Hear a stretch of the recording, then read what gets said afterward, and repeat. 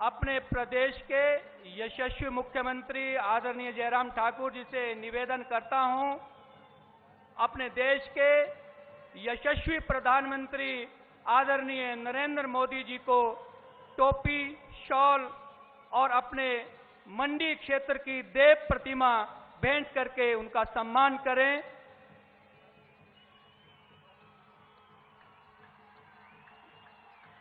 स्वागत है भाई, स्वागत है, स्वागत है भाई, स्वागत है, स्वागत है भाई, स्वागत है। मैं अपने स्वागत है भाई, स्वागत है। मोदी जी का जय श्री राम। मैं मंच पर उपस्थित सभी वरिष्ठ नेताओं से निवेदन करता हूं कि माल्यार्पण करके आदरणीय मोदी जी का एक बार फिर से हार्दिक अभिनंदन करें, स्वागत करें। स्वागत है भाई, स्वागत है, स्वागत है भाई, स्वागत है, स्वागत है भाई, स्वागत है। मोदी जी को जय श्री राम, मोदी जी को जय श्री राम, मोदी जी को जय श्री राम। बहुत बहुत धन्यवाद।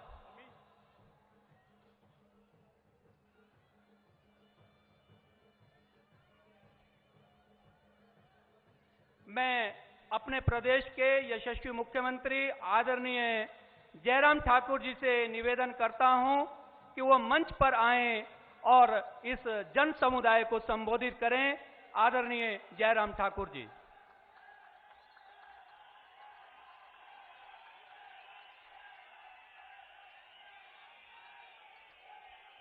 भारत माता की, भारत माता की, भारत माता की।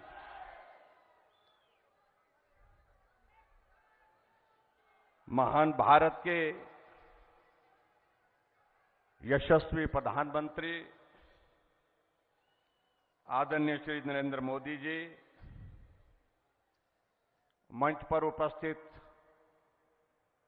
सभी माननीय मंत्रीगण, विधायकगण, भारतीय जनता पार्टी द्वारा अधिकृत इस चुनाव के लिए प्रत्याशी,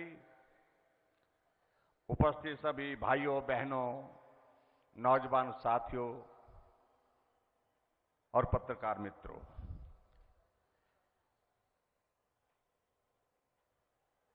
मैं देश के यशस्वी प्रधानमंत्री नरेंद्र भाई मोदी जी का देवभूमि और वीरभूमि हिमाचल प्रदेश में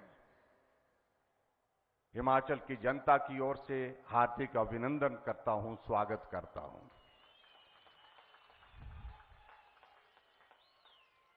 यह हम सबका सौभाग्य है कि आपका मार्गदर्शन, आपका स्नेह, आपका आशीर्वाद हिमाचल वासियों को एक बार नहीं अनेक बार मिलता रहा है।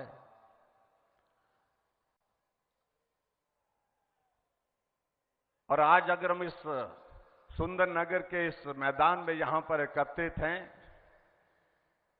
निश्चित रूप से मैं इस बात को कह सकता हूं कि आपके आशीर्वाद और शुभकामनाओं से विधानसभा के इस चुनाव में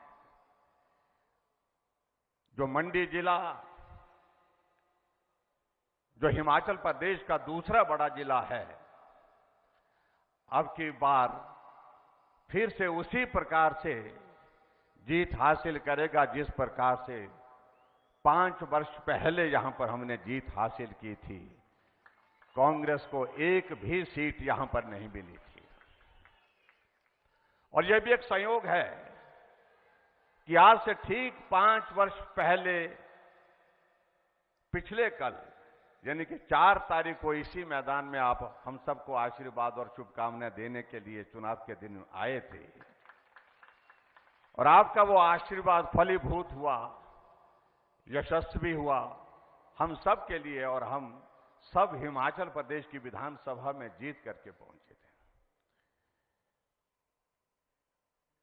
ये हिमाचल, ये हमारा हिमाचल यह आपका हिमाचल, आपका अपना हिमाचल, यह आपने अपनी भावनाओं में एक बार नहीं अनेक बार व्यक्त किया है। और सिर्फ कहने के लिए नहीं, जहां हिमाचल को विकास के लिए सहयोग देने की आवश्यकता थी वहां आपने सहयोग दिया, जहां हिमाचल को स्नेह देने की आवश्यकता थी वहां आपने स्नेह दिया। और हिमाचल के साथ इस प्रकार से जोड़ करके जिस प्रकार से आपने एक बार नहीं अनेकों बार इस प्रकार का संदेश दिया, ये हिमाचल मेरा हिमाचल, अपना हिमाचल, ये भाव आज लोगों के दिल दिमाग में बैठ गया है।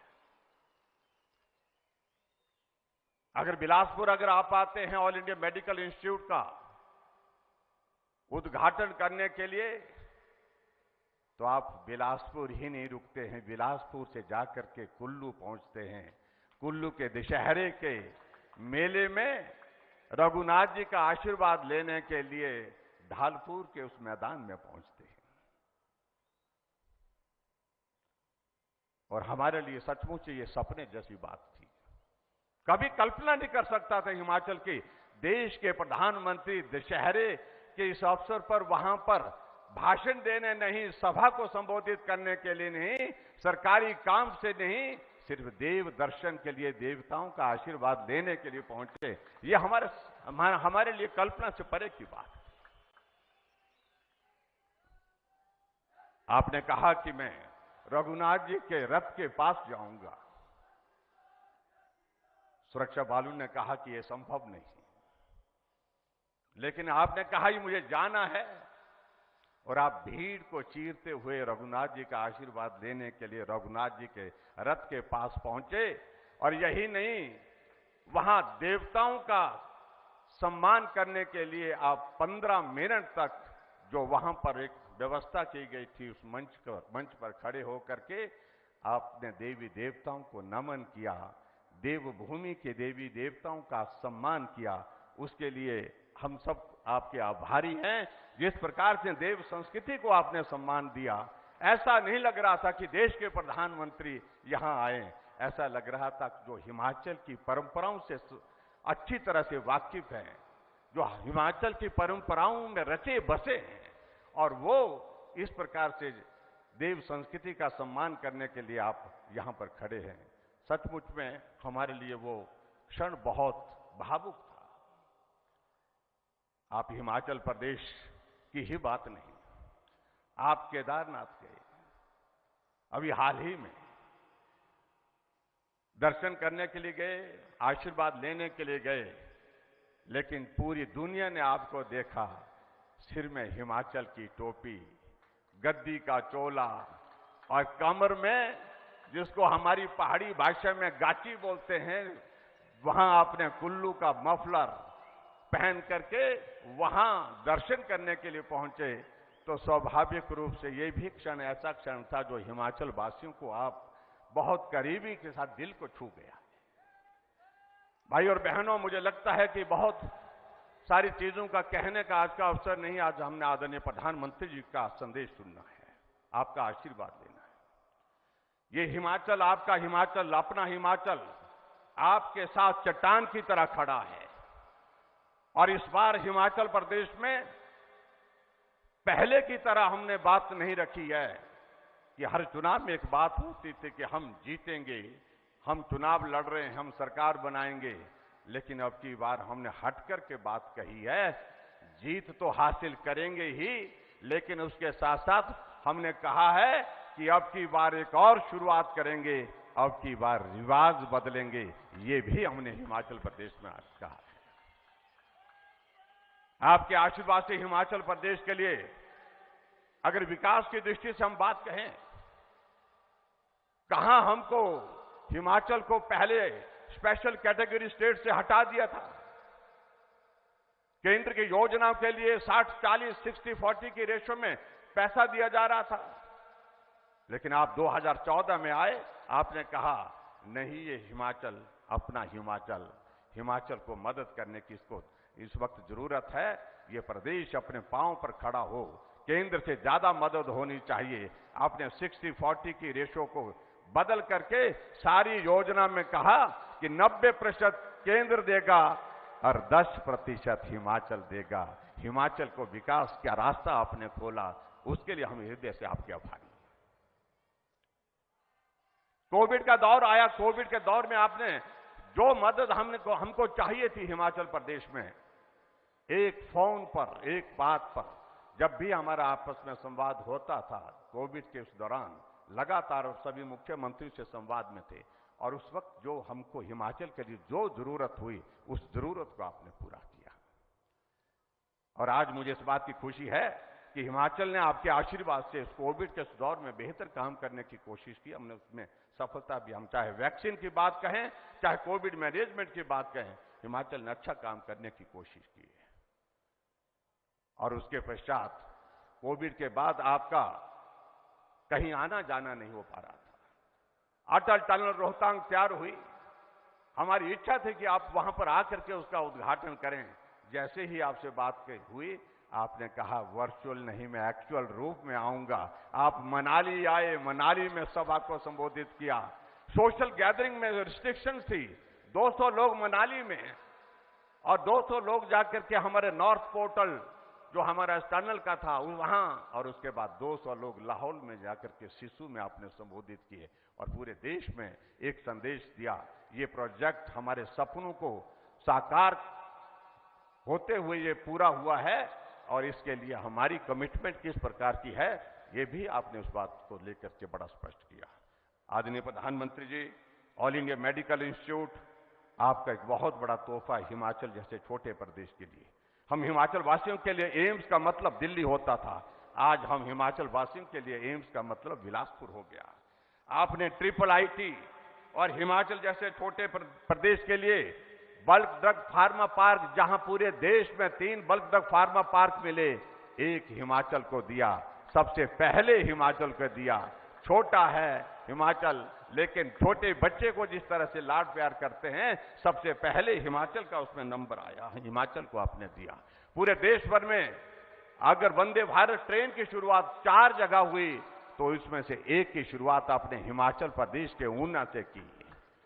पूरे देश भर में अगर पीएमजीएसवाई की, अगर प्रधानमंत्री ग्राम सड़क योजना का फेज 3 की अगर शुरुआत हुई, तो आपने कहा कि ये चंबा से हम शुरू करेंगे। आप चंबा के चौगान में पहुंचे, वर्षों के बाद, 1981 के बाद कोई प्रधानमंत्री वहां पहुंचे, और जिस तरह से भावुक होकर के चंबा के लोगों ने आपका अभिनंदन किया, स्वागत किया, मुझे लगता है कि वो आपके मस्तिष्क में लंबे समय तक के लिए दिल दिमाग में एक छाप छोड़ करके गया। और हमारे भी, ये भी मैं कहना चाहता हूं, बहुत सारी चीजों का जिक्र करते हुए मैं समझता हूं कि आज का ये वक्त नहीं है।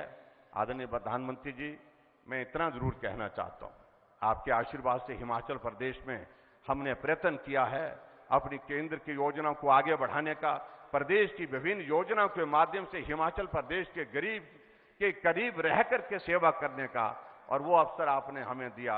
आपका 5 वर्ष तक जो आशीर्वाद मिला, उसके लिए मैं आपका हृदय से आभार व्यक्त करता हूं, और आने वाले समय के लिए आपकी शुभकामनाएं हमको आगे बढ़ने के लिए मिलेगी। ये हिमाचल आपके साथ चट्टान की तरह खड़ा रहेगा, और हिमाचल का एक लक्ष्य है, हमारे देश के यशस्वी प्रधानमंत्री नरेंद्र भाई मोदी जी को ताकत देना, मजबूती देना, और डबल इंजन की सरकार, ये क्रम बना रहे, ऐसी बात कहते हुए एक बार फिर से मैं देवभूमि हिमाचल में आपका अभिनंदन करते हुए अपनी बात पूरी करता हूं। बहुत बहुत धन्यवाद, नमस्कार, जय हिंद, जय हिमाचल। भारत माता की, भारत माता की, भारत माता की। धन्यवाद। मैं अपने देश के यशस्वी प्रधानमंत्री आदरणीय नरेंद्र मोदी जी से निवेदन करता हूं कि वो इस जन समुदाय को अपना आशीर्वचन दे। आदरणीय नरेंद्र मोदी जी।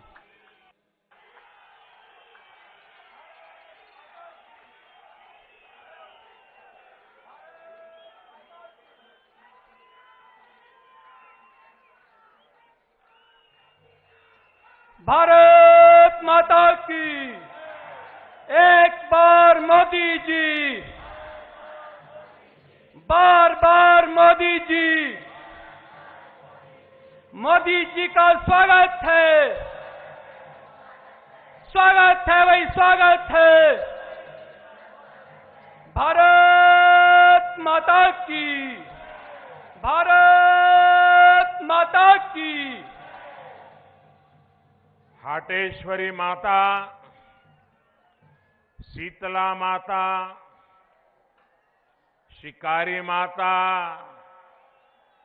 और देवभूमि रे सारे देवी देवताओं आगे मैं अपना माथा टेको।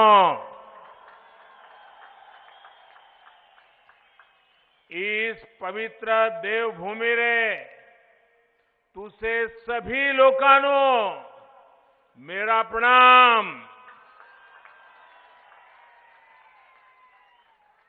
साथियों,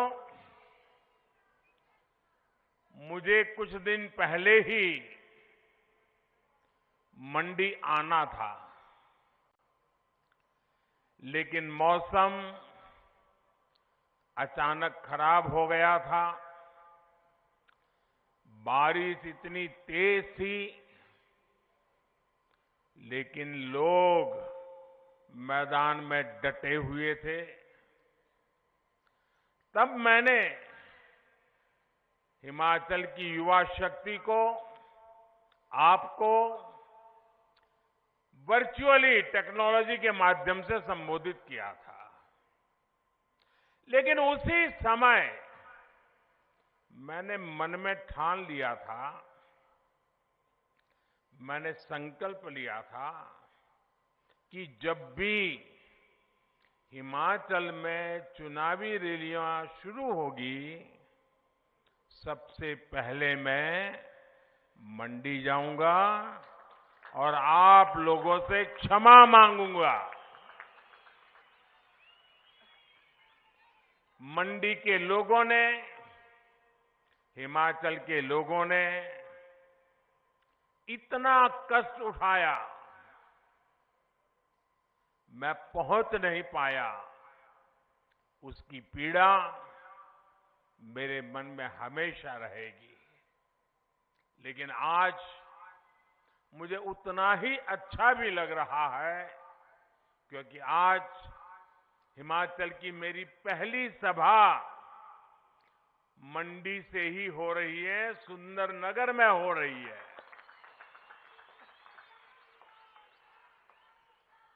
और यहां इतनी बड़ी संख्या में आप लोग होंगे।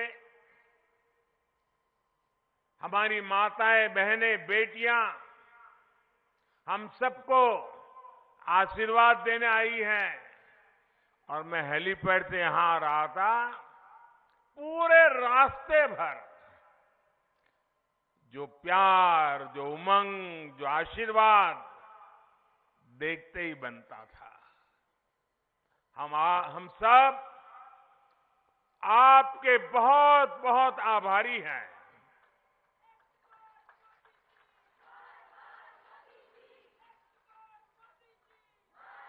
साथियों, ये देवभूमि से मेरा नाता इतना निकट रहा है कि आज सुंदरनगर में भी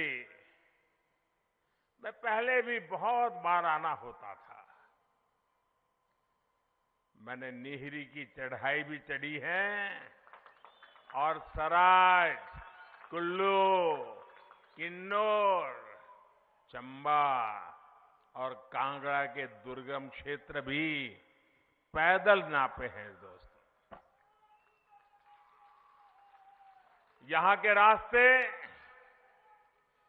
ये सुंदरनगर की इतनी सुंदर बीबीएमबी झील, उसे कोई कैसे भूल सकता है। और जब मैं मंडी शहर की और फिर यहां से जब जाता था, तो अक्सर यहां रास्ते में चाय पीना, यहां की दुकानों से लोगों से गप्पे मारना, ये मेरा एक प्रकार से क्रम बन गया था। तब न मैंने सोचा था कि एक दिन हिमाचल प्रदेश की देश की सेवा का मौका मिलेगा, आप सबके आशीर्वाद से मिलेगा और सुंदरनगर के मेरे पुराने सभी साथी, उनको भी वो पुरानी बातें याद करते होंगे तो आश्चर्य होता होगा। हम लोग घंटों घंटों गप्पे लड़ाया करते थे, हंसी मजाक किया करते थे। हमारे ठाकुर गंगा सिंह जी, हमारे दिलेराम जी, हमारे दामोदर दास जी, ऐसे अनेक संयोजनों में भी मैंने बहुत कुछ सीखा।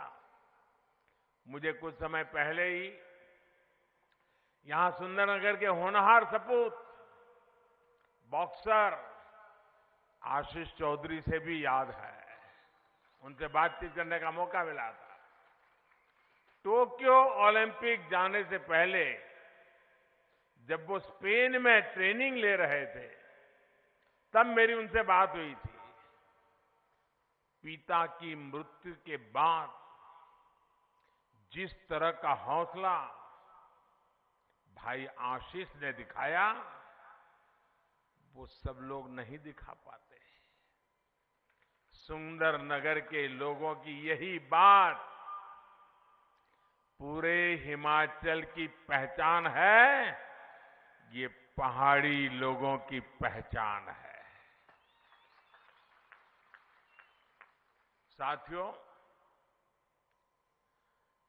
मैं आज सुबह जब दिल्ली से निकला, आप लोगों के पास आ रहा था, तभी मुझे स्वतंत्र भारत के पहले मतदाता और कल्पा किन्नौर के रहने वाले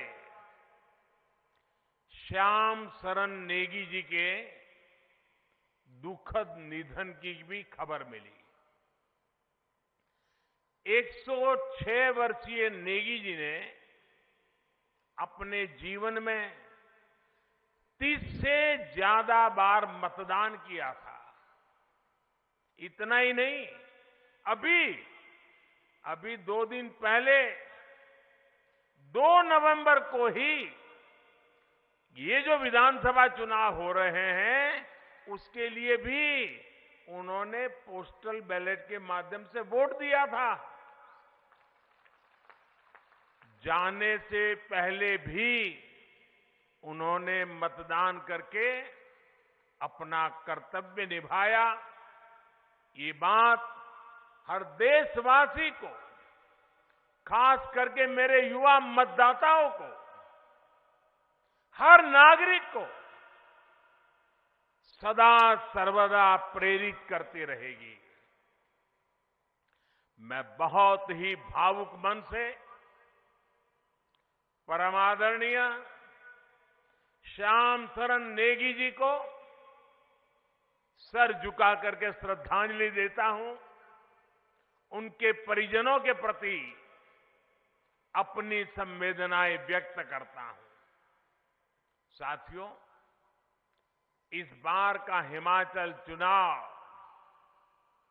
बहुत खास है।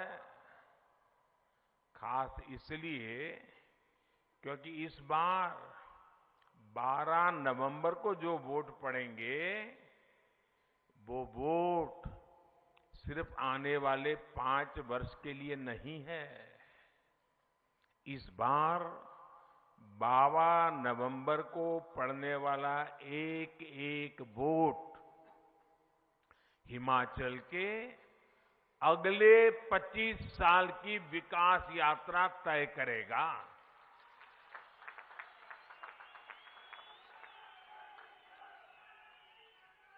कुछ महीने पहले ही हिमाचल की स्थापना के 75 वर्ष हुए हैं।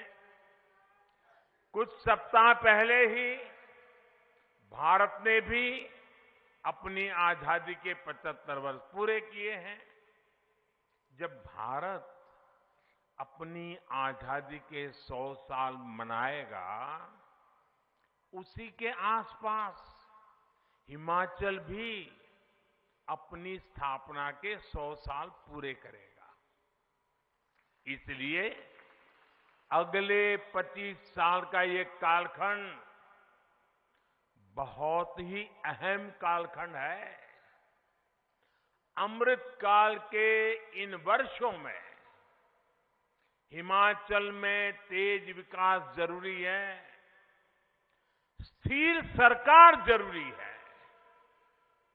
मुझे खुशी है कि हिमाचल के लोग, यहां के युवा, यहां की माताएं बहनें इस बात को अच्छी तरह समझ रही है। वो जानते हैं भाजपा यानी स्थिरता, भाजपा यानी सेवा भाव, भाजपा यानी समभाव, भाजपा यानी नीतियों में स्थायी भाव और भाजपा यानी विकास को सर्वोच्च प्राथमिकता। इसलिए इस विधानसभा चुनाव में हिमाचल के लोग भाजपा सरकार की जोरदार वापसी की ठान चुके हैं और फौजियों की ये धरती, वीर माताओं की ये धरती जब कुछ संकल्प ले लेती है तो उसे सिद्ध करके ही दिखाती है। भाइयों और बहनों, आजादी के बाद कांग्रेस ने बहुत लंबे समय तक हिमाचल प्रदेश पर शासन किया है। कांग्रेस के लिए सरकार में आना, सरकार में रहना राजपाट चलाने जैसा ही रहा है। हिमाचल में पहाड़ी राज्यों में तो कांग्रेस दशकों तक तरसाओ, लटकाओ, भटकाओ, यही उनकी रीति थी, यही उनकी नीति थी। कांग्रेस ने हमेशा यही सोचा कि इतना छोटा राज्य, 3-4 सांसद आते हैं, देश की राजनीति में क्या फर्क पड़ता है? इतने छोटे राज्य की हैसियत क्या है? अरे होता है, चलता है, करो न करो कौन पूछता है भाई। बड़े बड़े राज्य होंगे, ज्यादा एमपी होंगे, उसकी तो आवाभगत होगी, हिमाचल की क्यों होगी? इसी सोच की वजह से कांग्रेस ने हिमाचल के विकास को कभी भी प्राथमिकता नहीं दी। इसी वजह से हिमाचल लगातार पीछे होता चला गया। बीच बीच में आपने यहां भाजपा की सरकारें बनाई तो कुछ काम आगे बढ़ा और सद्भाग्य ये रहा कि पहले अटल जी थे, यहां धूमल जी थे। अब मुझे सेवा का मौका दिया, मैं हिमाचल को मैं भी अपना घर मानता हूं और इधर आपने जयराम जी को दे दिया। लेकिन उन दिनों को याद रखिए जब दिल्ली में भाजपा का सरकार थी, हिमाचल में भाजपा सरकार थी, काम तेजी से चल रहे थे।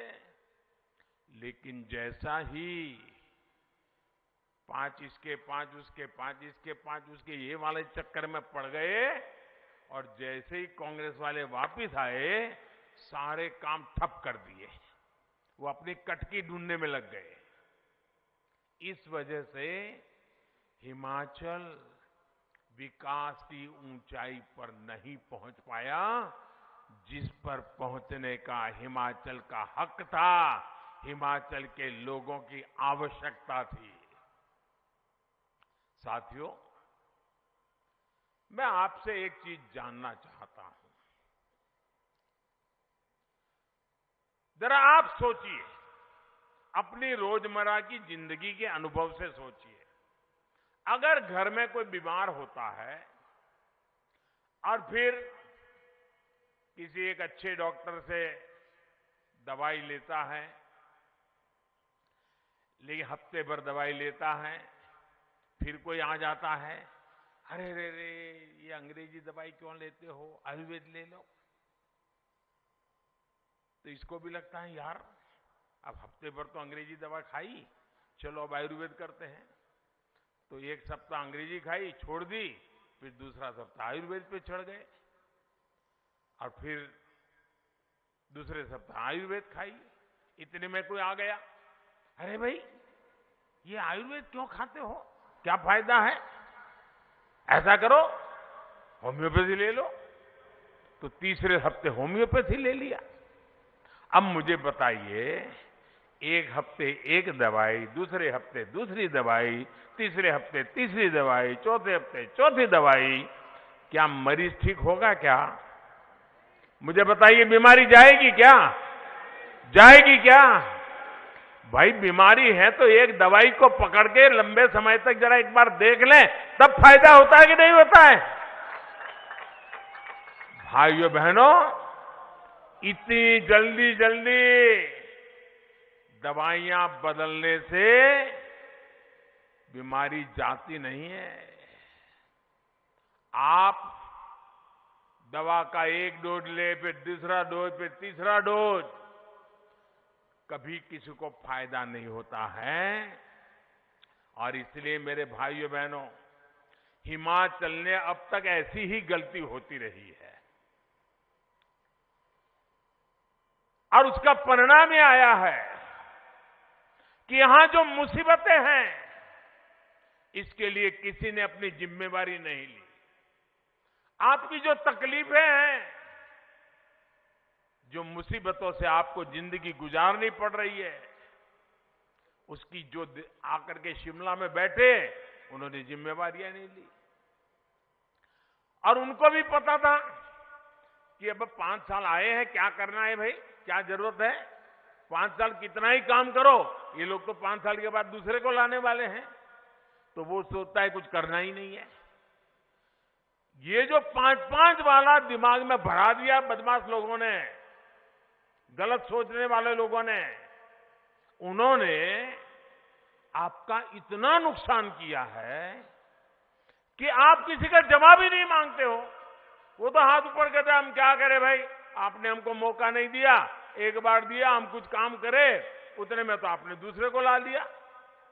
आप अगर सरकार से जवाब मांगना चाहते हैं, आप अगर सरकार से जवाबदेही चाहते हैं, आप उसको दोबारा मौका दीजिए, ताकि उसको लगे कि हिमाचल की जनता अच्छे काम को आशीर्वाद देती है, तो उसका काम करने का उत्साह डबल हो जाता है। इस बार हिमाचल करेगा ना, इस बार दोबारा लाने का निर्णय करेगा ना, ये पुरानी बातों को छोड़ेगा कि नहीं छोड़ेगा? और मेरे हिमाचल के भाइयों बहनों, आपने मुझे दिल्ली में बिठाया है, मैं आपके लिए कुछ करना चाहता हूं। पिछले 5 साल से कर रहा हूं, आगे भी करना चाहता हूं। मुझे सेवा का मौका दोगे ना? पक्का दोगे? और मैं आपको वादा करता हूं, इस धरती के बेटे के नाते मैं आपके लिए जितना कर सकता हूं, कभी पीछे नहीं रहूंगा भाई। लेकिन अगर यहां आपको ऐसे लोगों को बिठा दिया जो काम को आगे ही न बढ़ने दे, तो क्या होगा? मैं कितना ही दिल्ली से जोर लगाऊं, काम हो पाएगा क्या? रुकावटें आएगी कि नहीं आएगी? इसलिए भाइयों बहनों, यहां भाजपा की सरकार बनाइए, ताकि मैं आपकी सेवा अच्छी तरह से कर सकूं।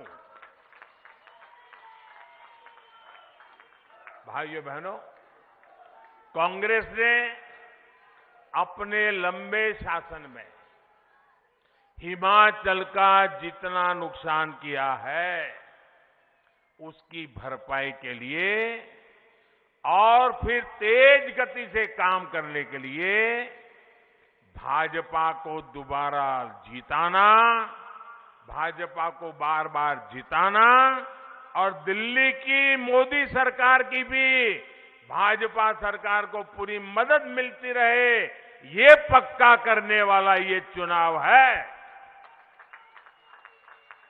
साथियों, कांग्रेस कैसे काम करती है इसका मैं आपको एक उदाहरण देता हूं। एक एक चीज याद रखिए, भूलना मत।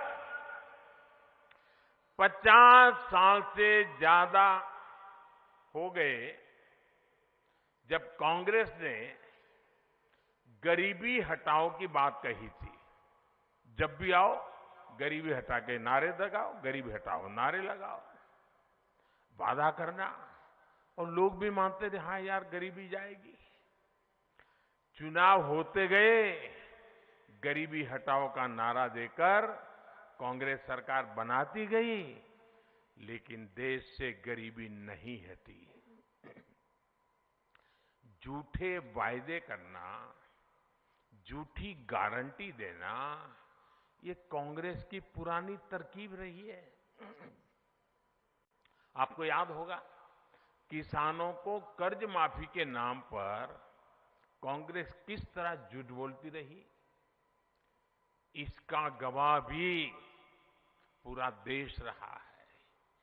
कांग्रेस की सच्चाई ये है कि 2012 में जिस घोषणा पत्र पर वो चुनाव जीते, मैं आज से 10 साल पहले की बात कर रहा हूं, उसमें आप निकाल करके देख लीजिए, 2012 में उनके जो वादे किए थे, जो उनके घोषणा पत्र में लिखा था, एक भी काम उन्होंने 2012 से 17 आपने उनको सर आंखों पर बिठाया, आपका एक भी काम उन्होंने किया नहीं, खोल करके देखा नहीं घोषणा पत्र उन्होंने।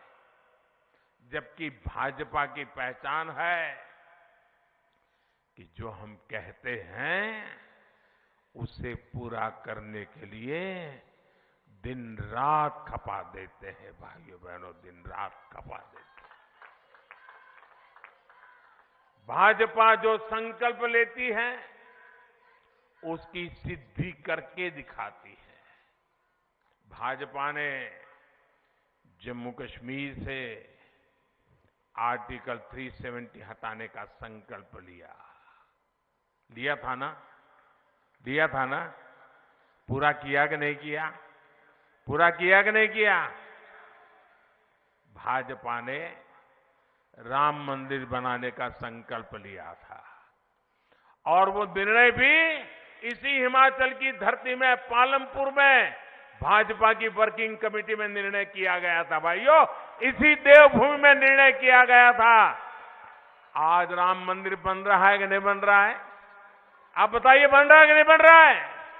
ऐसे नहीं, जरा जोरों से बोलिए, बन रहा है कि नहीं बन रहा है? वादा निभाया कि नहीं निभाया? वचन पूरा किया कि नहीं किया? साथियों, भाजपा के संकल्पों की सिद्धि का एक और उदाहरण, ये तो हमारी वीरों की भूमि है। हर परिवार फौजी परिवार है, हर घर हिंदुस्तान के सुरक्षा का किला है। अब देखिए, 1 रैंक 1 पेंशन एक ऐसा उदाहरण है, वो कांग्रेस को जानने समझने के लिए काफी है। कांग्रेस 40 साल से देश के फौजियों को हर चुनाव में वादा करती थी। आपके हिमाचल के मेरे फौजी परिवार बराबर याद होगा, हर बार वादा करते थे 1 रैंक 1 पेंशन बस आ जाएगा, चुनाव जिता दो, आ जाएगा चुनाव। कितनी सरकारें बनी, कितने ही प्रधानमंत्री आए, कितनी बार वादे करके गए, लेकिन इतने वर्षों तक केंद्र में कांग्रेस की सरकार रहने के बावजूद भी वे कभी भी 1 रैंक 1 पेंशन को लागू नहीं किया। और दिखावे के लिए बजट में मामूली 100, 200, 300 करोड़ रुपए डाल देते थे और लिख देते थे, लेकिन इससे होना नहीं था। ये आंख में धूल झोंकने की उनकी आदत, झूठे वादे करना, चुनाव जीतना फिर भूल जाना, यही उनका चरित्र। हिमाचल में हर बार वो झूठ बोलते रहे। देवभूमि में झूठ बोला है, देश की वीर माताओं के सामने झूठ बोला, देश के वीर जवानों के सामने झूठ बोला। भाइयों बहनों, मैं हिमाचल में आया था 2014 में, चुनाव में आपके वोट मांगने के लिए आया था। और मैंने हिमाचल में आकर के मैं कहा था, मैं जानता हूं मामला बहुत बड़े धन का है, धन खर्च करना पड़ेगा, तिजोरी खाली करनी पड़ेगी, लेकिन ये वादा मैं पूरा करूंगा। भाइयों बहनों, 1 रैंक 1 पेंशन का वादा हमने पूरा किया कि नहीं किया? किया कि नहीं किया? वादा 40 साल तक उन्होंने किया था, नहीं पूरा किया। हमने वादा किया, 5 साल के भीतर पूरा कर दिया था। भाइयों, जुबान की कीमत होती है और लोकतंत्र में भारतीय जनता पार्टी की जुबान जनता जनार्दन को समर्पित होती है, जनता जनार्दन के लिए संकल्पित होती है। भाइयों, 1 रैंक 1 पेंशन लागू होने की वजह से हमारे रिटायर्ड फौजी साथियों की जेब में, उनके परिवार के पास पहले जो पेंशन जाता था उससे अतिरिक्त और 60,000 करोड़ रुपया मेरे इन फौजी परिवारों के जेब में गए। भाइयों, 60,000 करोड़ रुपया बहुत बड़ी अमाउंट होती है। आप ध्यान दीजिए साथियों, क्या कांग्रेस सरकार होती तो ये 60,000 करोड़ रुपया मेरे फौजी परिवारों के घर में आते क्या? फौजी परिवारों के विधवाओं के घर में जाते क्या? भाइयों बहनों, कांग्रेस की सरकार होती तो आज भी 1 रैंक 1 पेंशन के नाम पर आप लोगों को ठगती रहती। साथियों, उनके वादे कभी सही नहीं निकले। इस चुनाव में भी वादे करने में पीछे नहीं हटेंगे, उन पे भरोसा मत करना। कांग्रेस का एक और इतिहास रहा है जिसकी बहुत चर्चा नहीं हुई है। आज के युवा तो ये भी नहीं जानते होंगे कि आजादी के बाद देश का पहला घोटाला कांग्रेस ने रक्षा क्षेत्र में ही किया था। तब से लेकर जब तक कांग्रेस की सरकार रही, तब तक उसने रक्षा सौदों में जमकर दलाली खाई, हजारों करोड़ के घोटाले किए। इसके साथ ही कांग्रेस ने एक और बात सुनिश्चित की। कांग्रेस कभी नहीं चाहती थी कि देश रक्षा साजो सामान के मामले में आत्मनिर्भर बने। वो सेना के लिए हर खरीद में कमीशन चाहती थी, अपने नेताओं की तिजोरी भरना चाहती थी। इस वजह से हमेशा हथियार खरीदने में देरी की गई। इसका नुकसान किसे हुआ? इसका सबसे बड़ा नुकसान हुआ हिमाचल की उस वीर माताओं को जिसने अपना बेटा मातृभूमि की रक्षा के लिए बॉर्डर पर लड़ने के लिए भेजा था। इसका सबसे बड़ा नुकसान हमारे हिमाचल की बहन बेटियों को हुआ। उन बहनों ने जिसने अपना भाई दुश्मन से मोर्चा लेने के लिए सीमा पर भेजा था। इसका नुकसान हिमाचल की हजारों महिलाओं ने उठाया, हजारों बच्चों ने उठाया। हथियारों में दलाली खाकर कांग्रेस ने कितनी ही जिंदगियों के साथ खिलवाड़ किया है। मैं हिमाचल की किसी माता, बहन, बेटी के साथ ये अन्याय नहीं होने दूंगा। इसलिए आज भारत आत्मनिर्भर होने का अभियान चला रहा है, अपने हथियार खुद बनाने पर जोर दे रहा है। साथियों, कांग्रेस देश की रक्षा की ही नहीं बल्कि देश के विकास की भी हमेशा से विरोधी रही है। गुजरात में इतने साल मुख्यमंत्री रहते हुए मैंने इसे खुद महसूस किया है। जब 2014 में आपने मुझे सेवा का अवसर दिया तो मैं चाहता था कि हिमाचल में विकास की योजना तेजी से आगे बढ़े। मैं 2014 की बात कर रहा हूं। जब मैं दिल्ली में बैठा तो हिमाचल के साथ मेरा लगाव रहा था, हिमाचल ने मुझे बहुत प्यार दिया था, तो मुझे स्वाभाविक बैठते ही हिमाचल याद आना बहुत स्वाभाविक था। लेकिन भाइयों बहनों, उस समय यहां कांग्रेस की सरकार थी और मुझे आज भी याद है केंद्र सरकार की अनेकों योजनाओं को कैसे यहां की कांग्रेस सरकार ने लागू नहीं होने दिया, अड़ंगे डाले, रुकावटें डाली। उनके दिमाग में तो यही नशा था कि मोदी होता कौन है, ये दिल्ली सरकार होती कौन है, हमारी मर्जी क्या करे क्या ना करे, और मोदी की योजनाओं को लागू करेंगे तो ये हिमाचल के लोग तो मोदी को अपना नेता मानेंगे, हमें तो मानेंगे नहीं। इसी चिंता में दिल्ली से मैं योजना भेजता था, पैसे भेजता था, वे इसको अड़ंगे लगा करके बैठ जाते थे। मैं इसका एक उदाहरण देता हूं आपको। 2014 से और 2016 के बीच यहां कांग्रेस की सरकार थी और दिल्ली में आपने मुझे बिठाया था। हमने प्रधानमंत्री आवास योजना शहरी के तहत घर बनाने की, जो शहर में लोग हैं जिनके पास अपने घर नहीं है, जैसे सुंदरनगर हो, मंडी हो, शिमला हो, कांगड़ा हो, जिनके पास घर नहीं है भाई उनको घर होना चाहिए। और ये पहाड़ों में ठंड में झुग्गी झोपड़ी में जिंदगी बसर करते हैं, उनको अच्छा पक्का छत वाला घर मिलना चाहिए।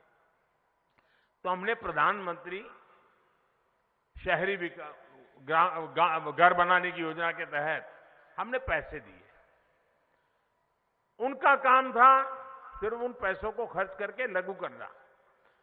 2014 से 17, ये मेरे पत्रकार मित्र भी आंखें फट जाएगी आपकी सुन करके, 2014 से 17 इतनी बड़ी सरकार, इतना बड़ा मेरा हिमाचल, ये मेरी वीर भूमि, वीर माताएं, कितने घर बने होंगे।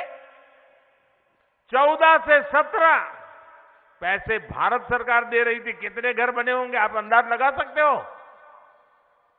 मैं बोलूंगा तो आपको भी शर्म आएगी कि ऐसी सरकार यहां चलती थी कांग्रेस की।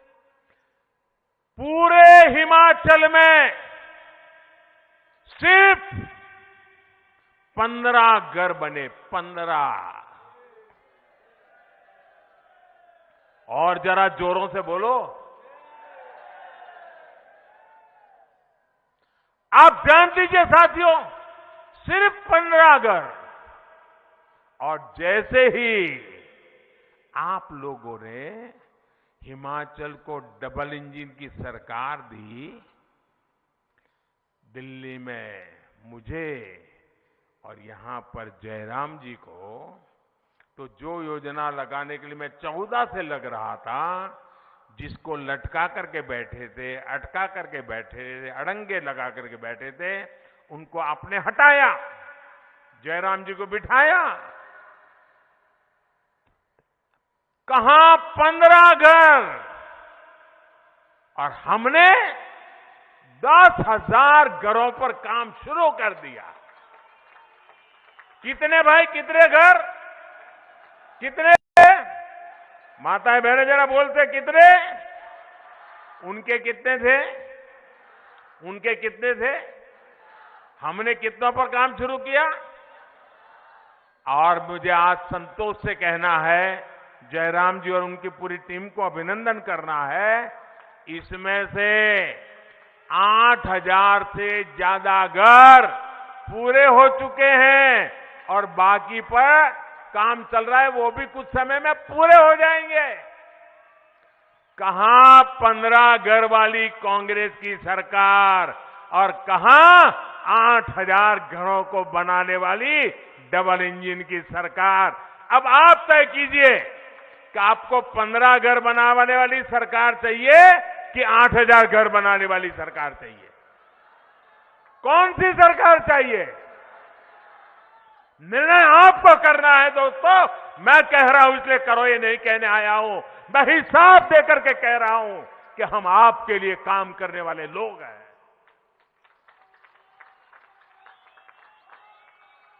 यानी 2017 के बाद से भाजपा सरकार में हिमाचल के विकास ने अभूतपूर्व तेजी पकड़ी है।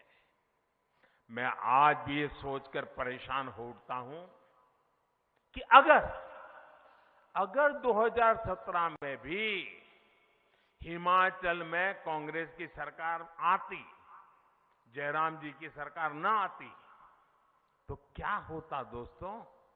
15 के बजाय 25 घर बना लेते, 25 नहीं तो 50 बना लेते। साथियों, बीते 2-2.5 साल में दुनिया की इतनी बड़ी महामारी, हिमाचल लोगों ने भी इसका मुकाबला किया है।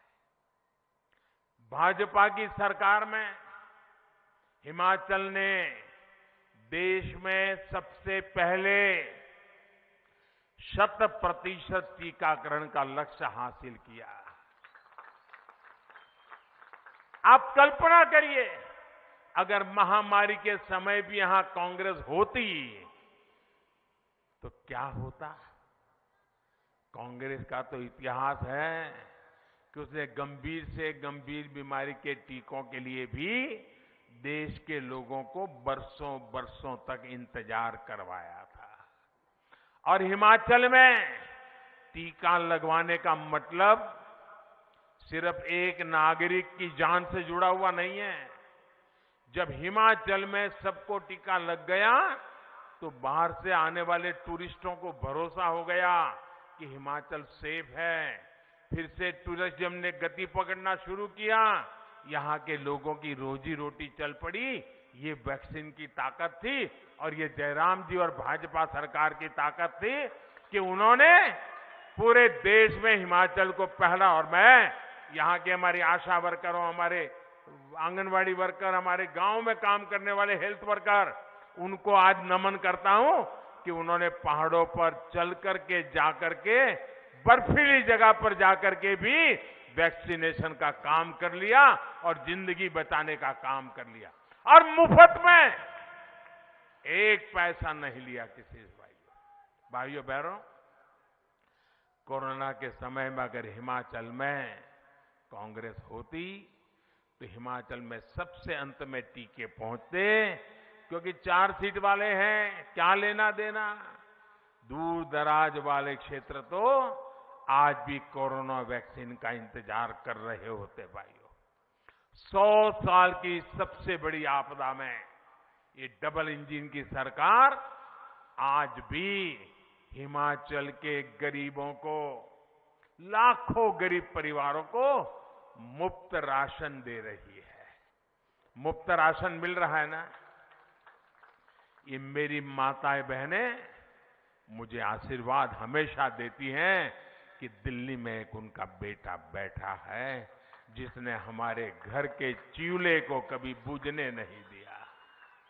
दिल्ली में एक ऐसा बेटा बैठा है जिसने कभी हमारे घर के चूल्हे को बुझने नहीं दिया। कोई रात ऐसी नहीं थी जब बच्चों को भूखे सोना पड़े, क्योंकि दिल्ली में एक बेटा बैठा था जो जागता था कि मेरा बेटा खा करके सो जाए। और इसलिए भाई, कांग्रेस की सरकार होती तो गरीब का राशन लूट जाता दोस्तों। गरीब की रसोई तक नहीं पहुंचता। साथियों, 2017 में कांग्रेस की सरकार ना बनाकर भाजपा को सेवा का मौका देकर हिमाचल के लोगों ने इस देश भूमि की रक्षा करने का काम किया है। अगर हिमाचल के लोगों ने भाजपा को सेवा का मौका नहीं दिया होता तो आज 9 लाख नए घरों में नल से जल नहीं पहुंचता। भाइयों, अगर हिमाचल के लोगों ने हमें सेवा का मौका नहीं दिया होता तो यहां की लाखों रसोइयों में उज्ज्वला का सिलेंडर नहीं पहुंचता।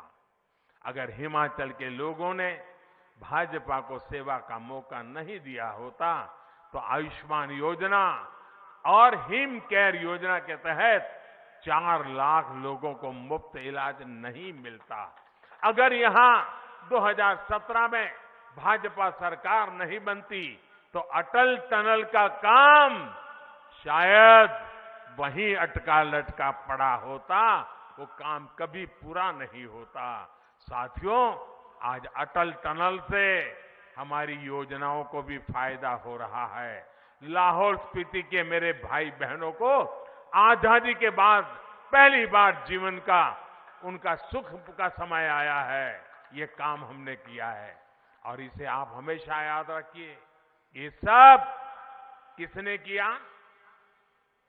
ये सारा काम किसने किया? ये काम किसने किया? ये काम की जरा जोर से बताइए, किसने किया? ये काम किसने किया? आपका जवाब गलत है। आपका जवाब गलत है। ये मोदी जी ने नहीं किया है, ये जयराम जी ने नहीं किया है, ये तो आपके एक वोट ने किया है। ये आपके वोट की ताकत है, इसलिए हुआ है। वोट सही जगह पर डाला तो इतने सारे काम किए।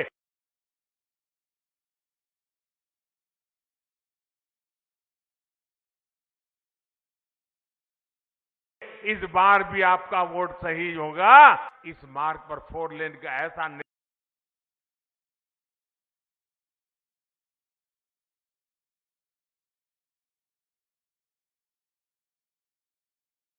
तो आपके टूरिज्म को बहुत बड़ी ताकत देने वाला है।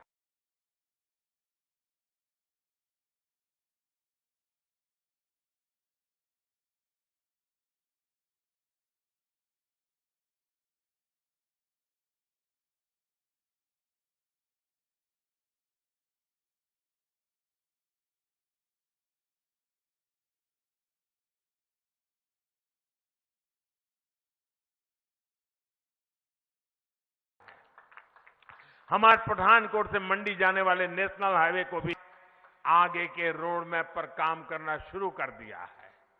हिमाचल के बॉर्डर पर बने गांवों में विकास के लिए वहां कनेक्टिविटी और टूरिज्म बढ़ाने के लिए वाइब्रेंट बॉर्डर विलेज योजना शुरू की जा चुकी है।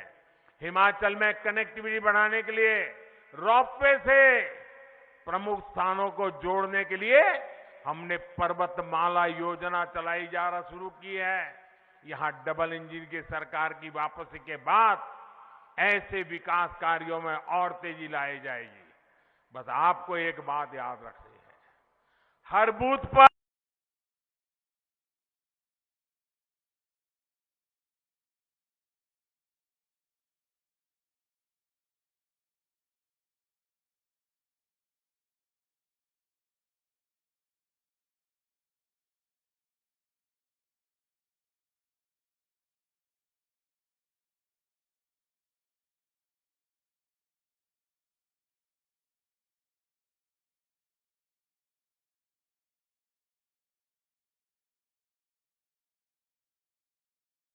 हिमाचल के इस बेटे को दिल्ली में बड़ी ताकत देगा।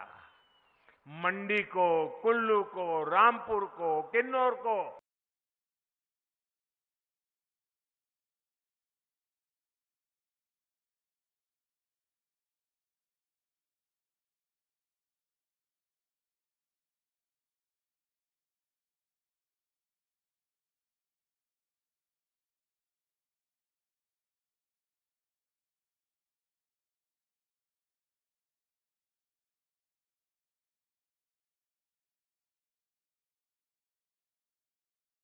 मतदान मथकों पर पहुंचना है और जितनी भी बातें मैंने बताई है, एक काम करोगे, मेरा एक काम करोगे, जरा जोर से बताओ तो पता चलेगा।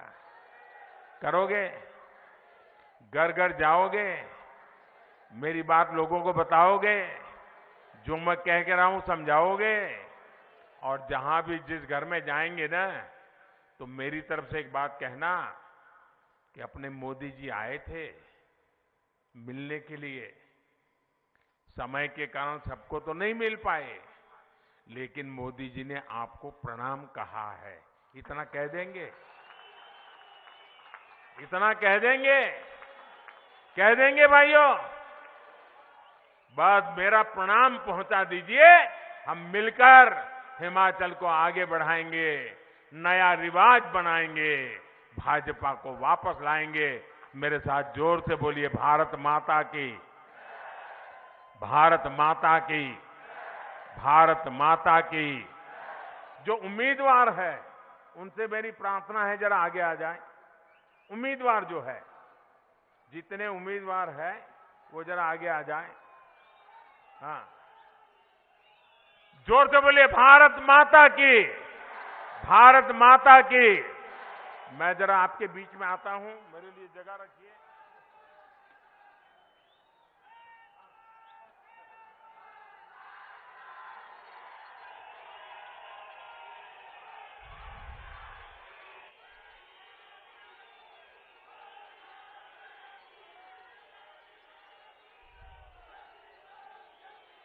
एक बार भाजपा, एक बार भाजपा, बार बार भाजपा, बार बार भाजपा। धन्यवाद, धन्यवाद, धन्यवाद, धन्यवाद,